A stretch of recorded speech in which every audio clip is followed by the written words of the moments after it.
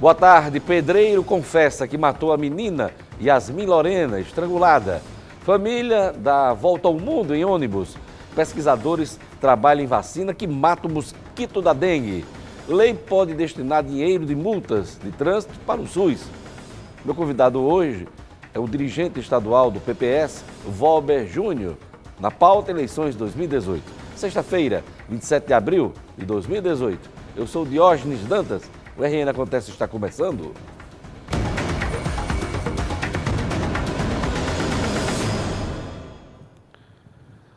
A polícia prendeu em Touros o principal suspeito de matar e enterrar a menina Yasmin Lorena.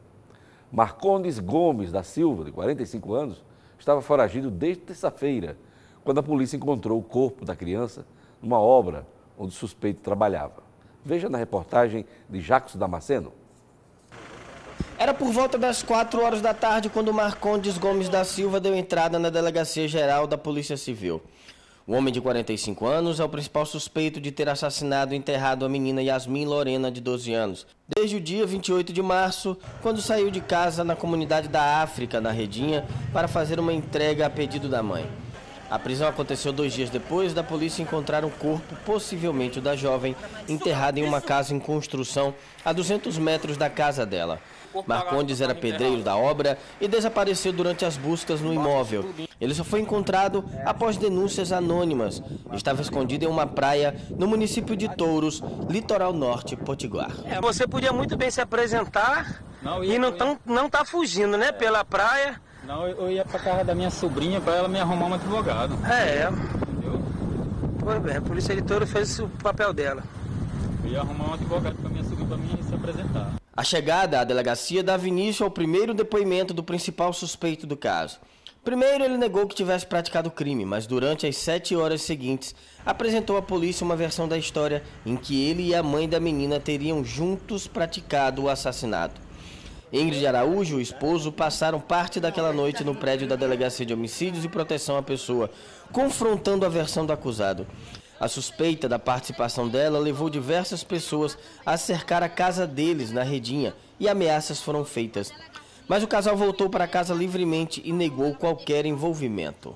Eu não sei quem inventou, sei que quem inventou vai ter que provar também, que eu vou amanhã, estou indo para a delegacia, o ITEP, e a pessoa que falou, ela vai ter que provar. A versão também não é aceita pela Polícia Civil, que ainda durante a noite fez diligências para verificar fatos e mantém a defesa de que os pais não estão envolvidos no crime.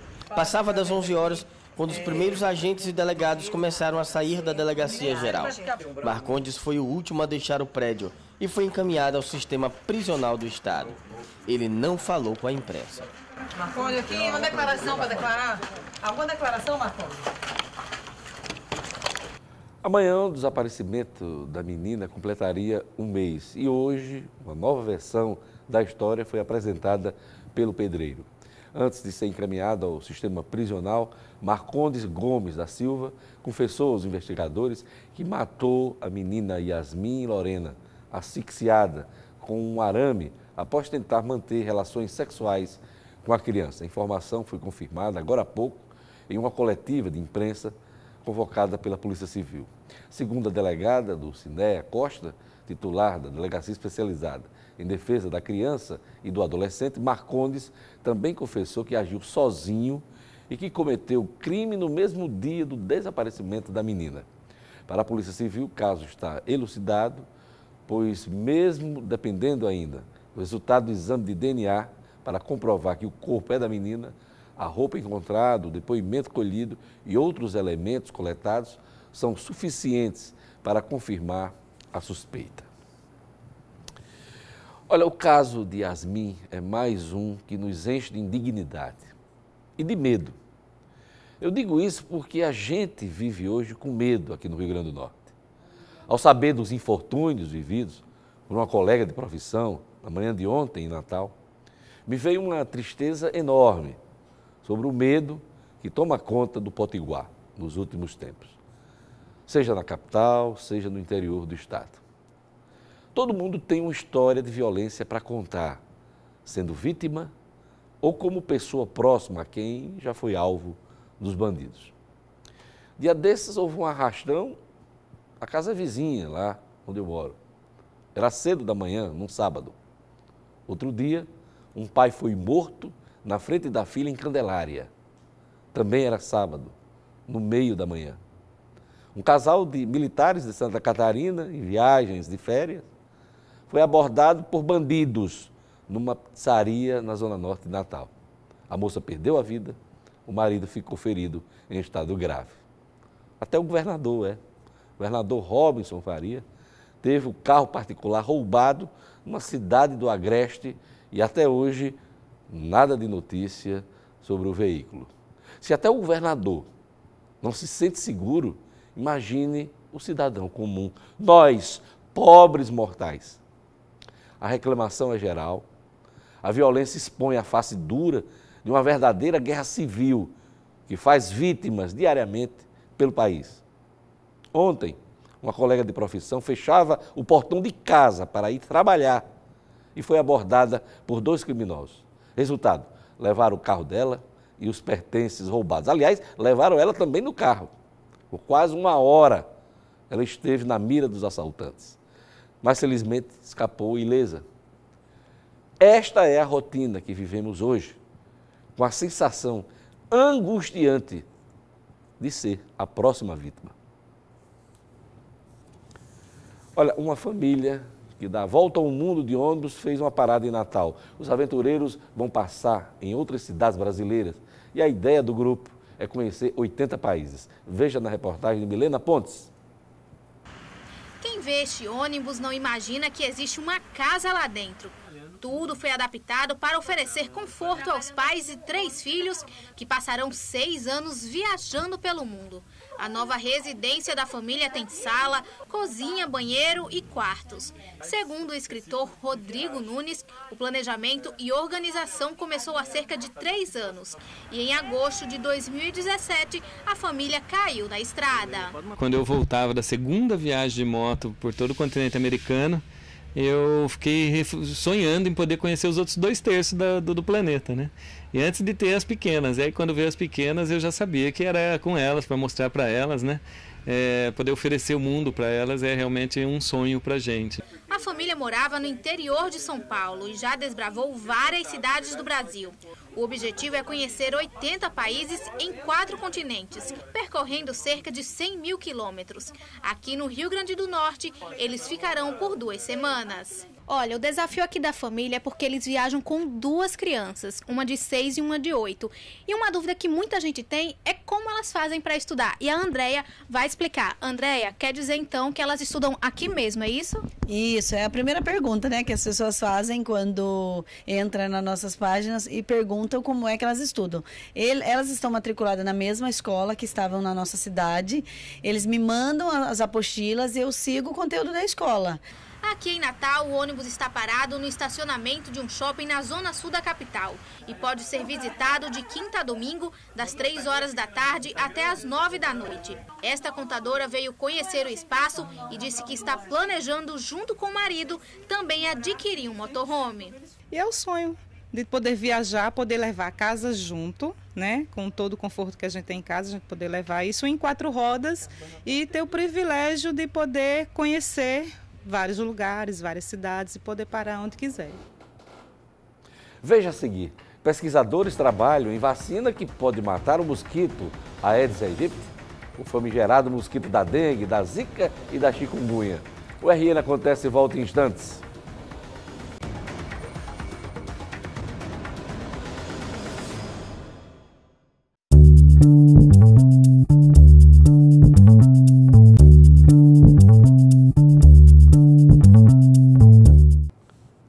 Pesquisadores trabalham em vacina que pode matar o mosquito Aedes aegypti, o famigerado mosquito da dengue, da zika e da chikungunya. Ou seja, a vacina vai além da imunização, ela tenta matar o danado do mosquito.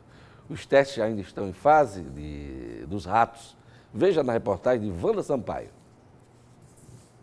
Eles são resistentes e bem adaptados ao ambiente urbano. O Aedes aegypti é responsável pela disseminação de doenças como a dengue, que teve quase 60 mil casos confirmados este ano, com 15 mortes. transmitem também outros males, como zika e chikungunya. A contaminação é feita pela picada das fêmeas, em busca do sangue necessário para o amadurecimento do ovário e a produção de ovos. Desde 2014, pesquisadores da Universidade Federal de Minas estão desenvolvendo uma vacina feita a partir da própria proteína do mosquito. Só que no lugar de imunizar, ela produz no organismo de quem for vacinado anticorpos capazes de colocar em risco a vida do Aedes. Os testes feitos até agora pelos pesquisadores mostraram que 35% dos mosquitos morreram logo após picar um camundongo que estava vacinado. E os que sobreviveram reduziram em 60% a postura de ovos, o que também ajuda a diminuir o número de Aedes aegypti. A pesquisa conta com a parceria de instituições como a Fiocruz do Rio de Janeiro e o Instituto Butantan de São Paulo. Além de ajudar a eliminar o mosquito, a vacina pode ser associada a outras medidas de prevenção, como o combate aos focos de água parada. É importante a gente pensar no controle da reprodução desse inseto, porque se nós não tivermos o inseto, nós não temos transmissão de nenhuma doença veiculada por ele. O inseto é o elo de transmissão dessas doenças para toda a população. Na próxima fase, vão ser feitos testes em macacos, para demonstrar se a vacina é eficaz, segura e não provoca efeitos colaterais significativos. Só então, os mesmos estudos vão ser realizados em humanos. É a etapa mais cara. Deve consumir cerca de 10 milhões de reais. Um avanço que depende de novas parcerias. Se tivesse recursos, nós seremos capazes de concluir os estudos e em cerca de 8 anos essa vacina certamente já poderá estar no mercado. Se tudo der certo, seremos inseticidas ambulantes, né? Você imaginou a pessoa perguntar, como é seu nome? Ah, meu nome é Diógenes Baygon. E o seu? Qual é a sua graça? Vanessa Aerossol. Vai ficar bacana isso aí. Olha, a saúde pública deve receber um reforço de verbas importante. Um projeto aprovado no Senado Federal e que agora segue para votação na Câmara dos Deputados, prevê que 30% das multas do trânsito vão ser destinadas ao financiamento do Sistema Único de Saúde. Em breve nós teremos uma reportagem aqui sobre o assunto. Veja a seguir minha entrevista com o ex-deputado e dirigente estadual do PPS, Valber Júnior. A gente volta em instantes.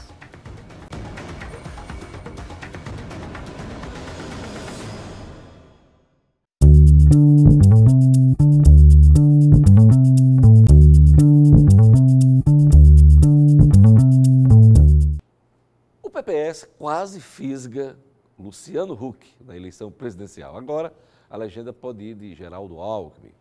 Quais os planos do PPS na eleição estadual? Essa é a pergunta para Valber Júnior, dirigente estadual do partido aqui no estado. Boa tarde, Valber. Boa tarde, Diógenes. Quase deu Huck na candidatura à presidência da República para o PPS. O que é que deu errado? Olha, a gente tem uma postura de reinventar os partidos políticos. O partido político é uma instituição criada no século XVIII, fortalecida no século XVIII, e até o século XX ele cumpriu um determinado papel. O mundo está mudando, a economia, a forma de relacionamento, de comunicação, a maneira de se entender as fronteiras mundiais. Quer dizer, o mundo vive numa quarta revolução, uma revolução através da ciência e da tecnologia. E os partidos precisam entender esse processo de relacionamento com as sociedades que estão sendo criadas para que interprete e exerça ainda a sua função de forma mais legítima. Se mudou a economia, se mudou a comunicação, os partidos têm que abrir a sua perspectiva. Os partidos ainda são hierarquizados, autoritários, dominadores. E é preciso que tenha um partido que tenha uma forma diferente, uma nova forma de partido. E onde é que entra Luciano Huck? Luciano Huck é exatamente isso. Um partido da gente, que é originário do Partido Comunista Brasileiro, tinha uma estrutura ortodoxa, fechada, hierarquizada. Luciano Huck representaria naquele momento essa mudança, uma mudança de quebra de paradigmas. Um partido que não pretende mais ser dogmático, dono absoluto da verdade, mas um partido que instigue a discussão, que exerça a democracia do ponto de vista interno, mas que essa democracia se reflita na condução do destino do Estado brasileiro ou do Estado mundial. É essa nova forma de partido que a gente quer entender. O partido não é mais essa coisa dogmática, ideológica, que aprisiona as pessoas. Esse é um dos grandes erros que a esquerda tradicional não entendeu ainda no mundo. Todo mundo acompanhou, o Luciano Huck preferiu continuar com a carreira dele, de apresentador de TV, um cara vitorioso, e não vai entrar diretamente, né, como candidato a nenhum cargo eletivo. Foi uma frustração para o PPS? Não foi, porque ele nunca assumiu conosco, e é essa forma de entendimento que a gente está tendo. Uma posição firme de dizer que vinha. Não, ele sempre estava estudando, debatendo, analisando a possibilidade, e ele figurava bem nas pesquisas eleitorais. É tanto que os movimentos que ele participa, o Renova Brasil, o Agora, estão todos dentro do PPS. Uma parte do Livres, que se comunicava com Luciano Huck, estão todos dentro do PPS. E eles funcionam autonomamente dentro do PPS. Eles têm direito à voz, têm representação no Diretório Nacional, eles votam, portanto, e as políticas públicas que ele propõe e as posições políticas e estratégicas do partido são ouvidas e votadas, levantadas por eles. Agora, são instituições autônomas dentro do PPS. Nós estamos mudando a forma de se conceber partido no Brasil. A cúpula do PPS abriu conversas com o Geraldo Alckmin. O caminho é esse? A preocupação do PPS não é nem uma candidatura em si. É que o centro democrático se fortaleça. A gente quer evitar que o Brasil caia na esparrela da esperança frustrada, ou do desespero imediato, ou da revolta sem equilíbrio, e que se torne uma disputa entre um lado radical de esquerda e um lado radical de direita.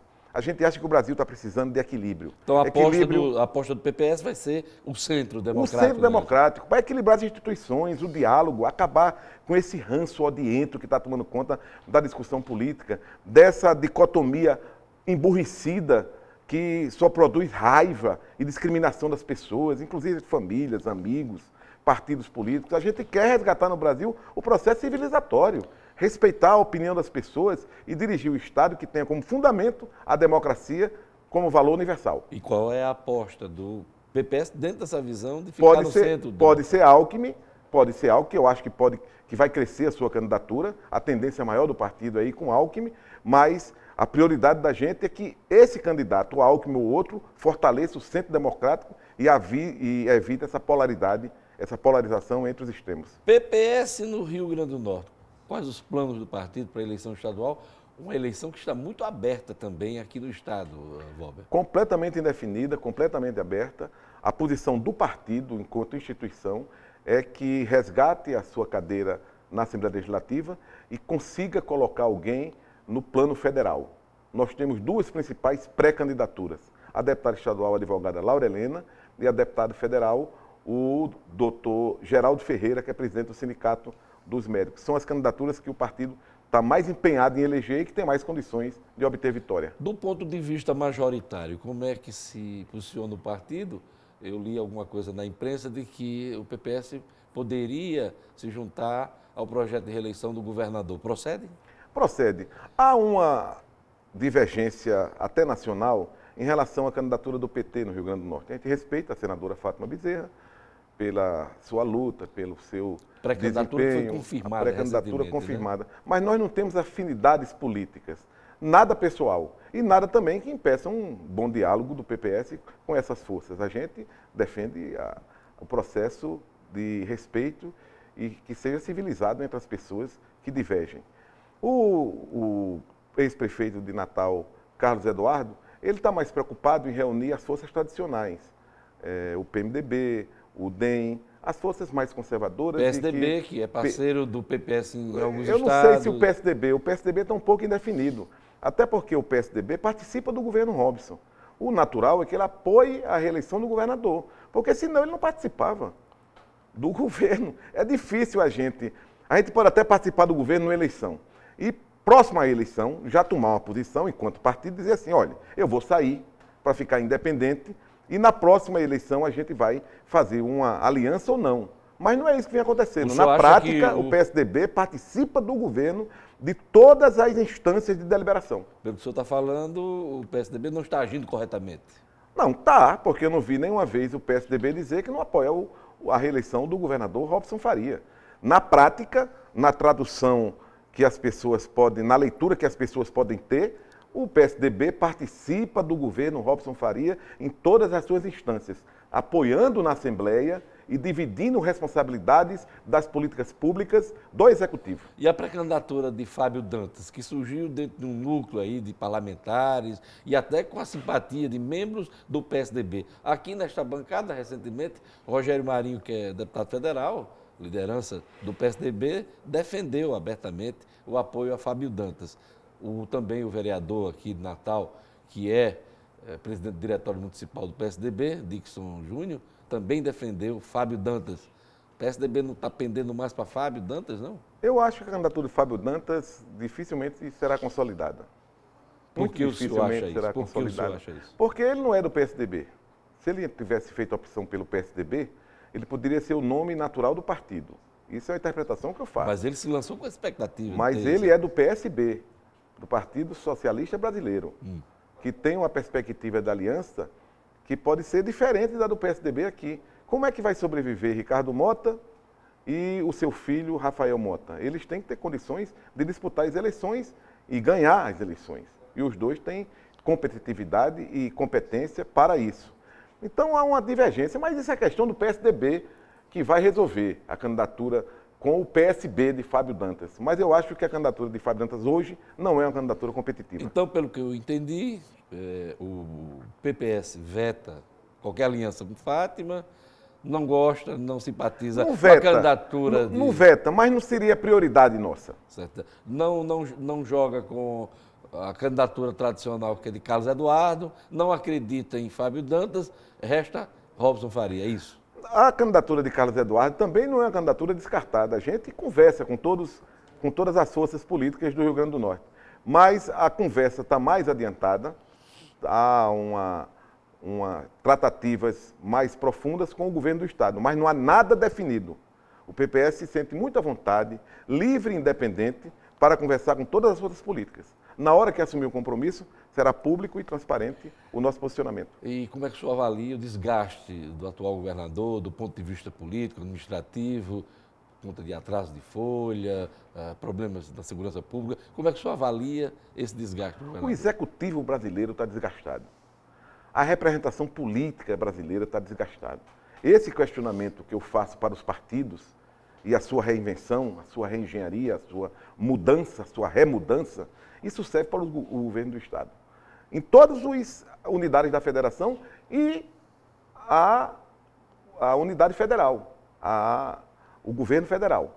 Então, é preciso que essa discussão seja muito aprofundada nessas eleições. O governador Robson Faria tem uma vantagem nisso. Ele teve a humildade, nas declarações que eu vi, um dia desses aí, de reconhecer que errou muito. Errou no começo do governo, quando ele não fez, por exemplo, a reforma fiscal. Se ele tivesse feito a reforma fiscal, o governo estaria em outro patamar da economia. Que o governador fez esse meia-culpa? Ele confessou que foi atrasado nessas providências que ele deveria ter tomado. Que tinha maioria, que tinha respaldo da sociedade, que podia exigir a cumplicidade dos poderes. Porque o Rio Grande do Norte, para se reconstruir, tem que haver uma cumplicidade dos poderes. O Estado brasileiro, o Estado no Rio Grande do Norte é muito grande. Numa economia precarizada como a nossa, do Nordeste brasileiro, em que as forças produtivas da iniciativa privada ainda são acanhadas, o Estado tem um papel muito forte. Então, ele tem uma responsabilidade também muito forte. E essa parte dessa crise, o Estado tem que se entender para resolver. O governo do Estado, Poder Judiciário, Ministério Público, Tribunal de Contas, tem que rediscutir essas questões, inclusive da Previdência. E o governo, se tem humildade para reconhecer que ele errou, ele tem vontade de acertar. E é nisso que a gente aposta. Rapidinho, nosso tempo já está acabando, mas eu lhe pergunto, o PPS foi aliado do prefeito Carlos Eduardo Alves, fez parte da administração dele. Ficou alguma mágoa depois que o partido perdeu espaço na administração de Carlos Eduardo? Seria isso também um motivo para não apoiá-lo? Diógenes, o político que faz da sua atividade fundamental um exercício de mágoa e de ressentimento, ele não está preparado para exercer a função pública. Eles têm que colocar as questões acima disso. A relação pessoal e política do PPS com o ex-prefeito Carlos Eduardo é muito boa. Então, a gente faz a questão de fortalecer o partido. Essa vai ser a meta principal e salvar o Estado dessa agonia porque ele passa. É isso, eu queria agradecer a presença do ex-deputado e dirigente estadual do PPS aqui no nosso programa. Valber Júnior, obrigado. Muito obrigado, Diógenes. É isso aí. Nós ficamos por aqui. O RN Acontece e volta na segunda-feira. Siga agora com a programação da Band de Natal. Você vai ver a reprise deste programa no portal nominuto.com. Eu volto segunda. Até lá. Bom final de semana.